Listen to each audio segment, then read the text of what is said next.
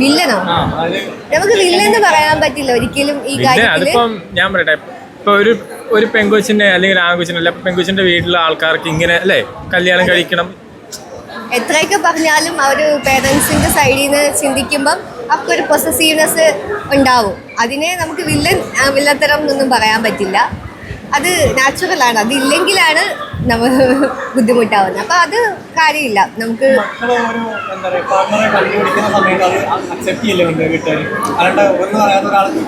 അല്ല അങ്ങനെയല്ല. അപ്പം അവരുടെ ഭാഗത്ത് നിന്ന് നോക്കുമ്പോൾ ഇപ്പം അവര് ഇച്ചിരി സേഫ് ആയിട്ടുള്ള ഒരാള് ശരിക്കും പറഞ്ഞു കഴിഞ്ഞാൽ അവനവന്റെ പാർട്ട്ണറിനെ ചൂസ് ചെയ്യുക എന്നുള്ളത് ഓരോരുത്തരുടെയും ഉത്തരവാദിത്തമാണ്. അത് ആണായാലും പെണ്ണായാലും നമുക്ക് വേണ്ട പാർട്ട്ണറിനെ കണ്ടുപിടിക്കുക എന്നുള്ളത് ഒരു ഉത്തരവാദിത്തമാണ്. അത് ജസ്റ്റ് അത് എങ്ങനെ വേണം, ഏത് പ്രായത്തിൽ വേണം, എത്ര നാൾ ടൈം എടുത്ത് വേണം എന്നുള്ളതിൽ നമുക്കൊരു ധാരണ വരണം, പ്രായം എത്തണം. അത്രേ ഉള്ളൂ. സ്വന്തം കാലിൽ നിന്ന് കുറച്ച് ജീവിതാനുഭവങ്ങളൊക്കെ ഉണ്ടായതിന് ശേഷമാണെങ്കിൽ നമ്മൾ എടുക്കുന്ന ഡിസിഷൻ ശരിയാവാം. അതും ചാൻസാണ് കേട്ടോ. നമ്മൾ ചൂസ് ചെയ്യുന്നത് ശരിയാവാം, ശരിയാവാതിരിക്കാം.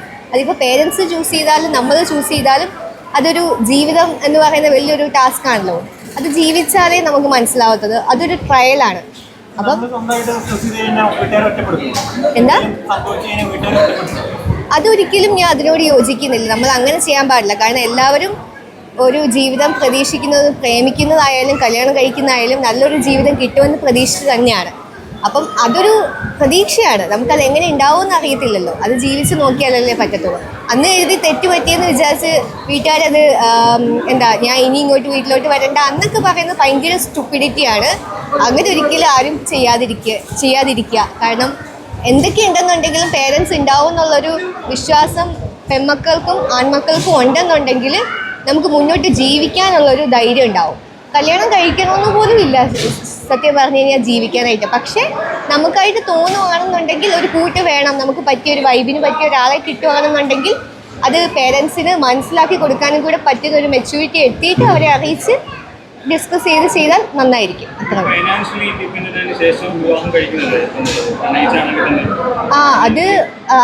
അത് ഇന്നത്തെ കാലത്ത് പറയേണ്ട കാര്യമില്ല. എല്ലാവരും എഡ്യൂക്കേറ്റഡ് ആണ് ഓൾമോസ്റ്റ്.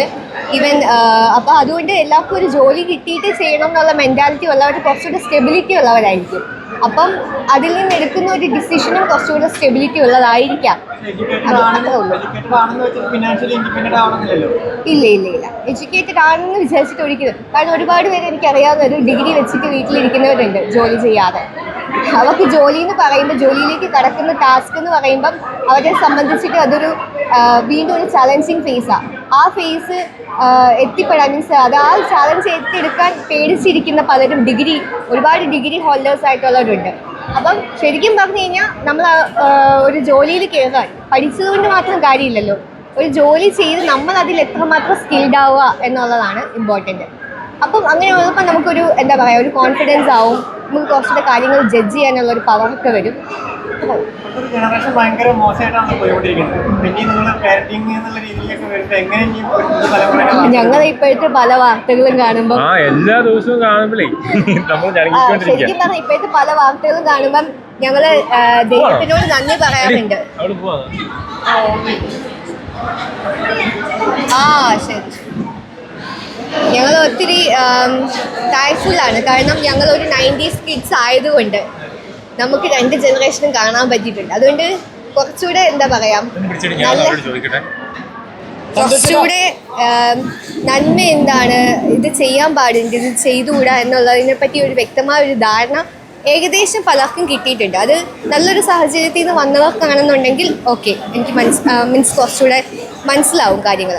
അപ്പോൾ അതുകൊണ്ട് ഇപ്പോഴത്തെ ഓരോരോ വാർത്ത കേൾക്കുമ്പോൾ വളരെ ഷോക്കിംഗ് ആണ്. ചെറിയ കുട്ടികൾ ചെയ്യുന്ന ക്രൈമൊക്കെ കൂടി വരുന്നു. അപ്പം ഇങ്ങനൊരു സൊസൈറ്റിയിൽ നമ്മുടെ കുട്ടികളെ എങ്ങനെ കൊണ്ടിട്ട് അവർ എങ്ങനെ വോണറബിൾ ആവും എന്നുള്ളൊരു വലിയൊരു ക്വസ്റ്റ്യൻ മാർക്കാണ്.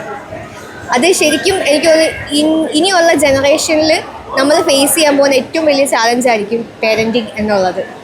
അത് എങ്ങനെ മാനേജ് ചെയ്യണമെന്നുള്ളത് നമ്മൾ കുട്ടി ഉണ്ടാകുന്ന പ്ലാനാക്കുന്ന ടൈം മുതൽ പഠിച്ചു തുടങ്ങേണ്ടിയിരിക്കുന്നു. നമ്മുടെ സൊസൈറ്റി, എഡ്യൂക്കേഷൻ സിസ്റ്റം, സറൗണ്ടിങ്സ് എല്ലാം നമ്മൾ പഠിച്ചു തുടങ്ങേണ്ടിയിരിക്കുന്നു പിള്ളേർക്ക് വേണ്ടി തന്നെ സെപ്പറേറ്റ്ലി. 10ാം ക്ലാസ്സുകാരിയായ സഹോദരിക്ക് സഹോദരൻ പീഡിപ്പിക്കുന്ന രീതിയിലൊക്കെ ന്യൂസ് വരും. അത്രയും ഒരു അതാണ് കേരളം. പാരന്റിംഗ് ആണല്ലോ അതിന്റെ പ്രശ്നം. അതെ, ഞാനും കഴിഞ്ഞ ദിവസം ഒരു 10ാം ക്ലാസ് വിദ്യാർത്ഥിനിനെ മറ്റു കുട്ടികൾ ചേർന്ന് കൊലപ്പെടുത്തിയ കേസൊക്കെ കണ്ടപ്പം ശരിക്കും ഷോക്കിംഗ് ആണ്. ഷോക്കിംഗ് മീൻസ് ഷോക്കിംഗ് എന്നതിലുപരി വളരെ എന്താ പറയുക, ഒന്നും ഇത്രയൊക്കെ ആൾക്കാർ മീഡിയാസ് ഇത്രയും യൂസ് ചെയ്തിട്ട് ഇത്രയും സോഷ്യൽ എല്ലാ രീതിയിലും നമുക്കിപ്പോൾ എല്ലാ സോഴ്സും ഉണ്ട്, എന്നിട്ടും ഈ സിസ്റ്റം എന്താ മാറാതെ ഇത്രയും ക്രൈംസ് എന്തുകൊണ്ട് കൂടുന്നു?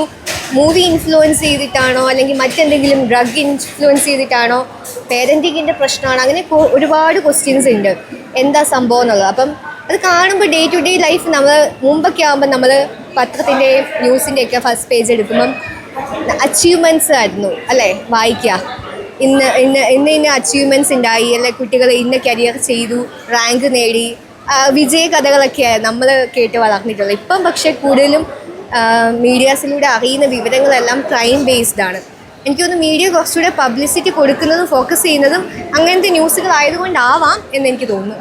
പക്ഷേ വളരെ എന്താ പറയുക, ആ കുട്ടീനെ 10ാം ക്ലാസ്സിൽ പഠിക്കുന്ന കുട്ടികൾ അങ്ങനെ ഒരു ക്രൈം ചെയ്തു എന്നുള്ളതിൽ കംപ്ലീറ്റ് ഉത്തരവാദിത്വം എനിക്ക് തോന്നുന്നു പേരൻസിന് തന്നെയാവും പോവുക. കാരണം ഒരു പ്രായം വരെ പേരൻസ് ഗൈഡ് ചെയ്യുന്നത് പോലെയായിരിക്കും കേരളത്തിലെ കുട്ടികൾ വളരുക.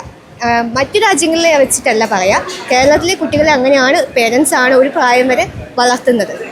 അപ്പം അതിൻ്റെ എന്തായാലും നമ്മൾ പേരൻസ് കൂടുതൽ ശ്രദ്ധിക്കണമെന്ന് മാത്രമേ എനിക്ക് പറയാനുള്ളൂ.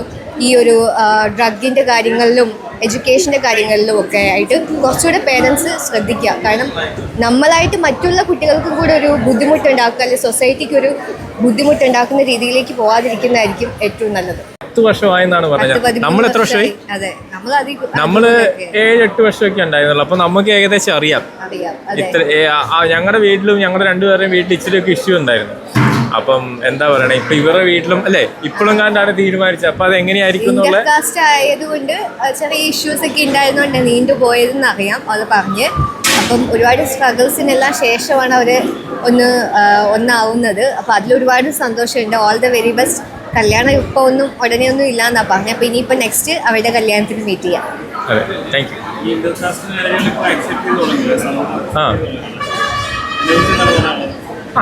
ഞാൻ ഇപ്പം എന്താ പറയാന്ന് വെച്ചാൽ ഇഷ്ടമുള്ള ആൾക്കാർ മാരേജ് ചെയ്യാന്നുള്ളതാണ് അല്ലേ, അല്ലാതെ എൻ്റെ കാഴ്ചപ്പാട് അങ്ങനെയാണ് കേട്ടോ. അക്സെപ്റ്റ് ചെയ്തു എന്ന് നമുക്ക് പറയാമെന്നുണ്ടെങ്കിലും പലരും ഇപ്പോഴും അത് അക്സെപ്റ്റ് ചെയ്യാത്ത ഒരുപാട് ആൾക്കാരുണ്ട്. ഇന്റർകാസ്റ്റ് മീൻസ് അത് കുറേ റിലീജിയസ് ആയിട്ട് മാത്രം കാണുന്ന ആൾക്കാരുണ്ട്.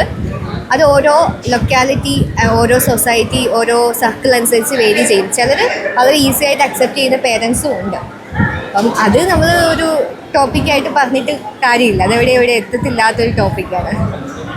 രണ്ടുപേർക്ക് ഇഷ്ടമാണെന്നുണ്ടെങ്കിൽ ശരിക്കും പറഞ്ഞാൽ റിലീജിയൻ ഒരു മാറ്റർ അല്ല എന്നതിനുള്ള കാര്യം എല്ലാവർക്കും അറിയാവുന്ന പോലെ നമുക്കും അറിയാം.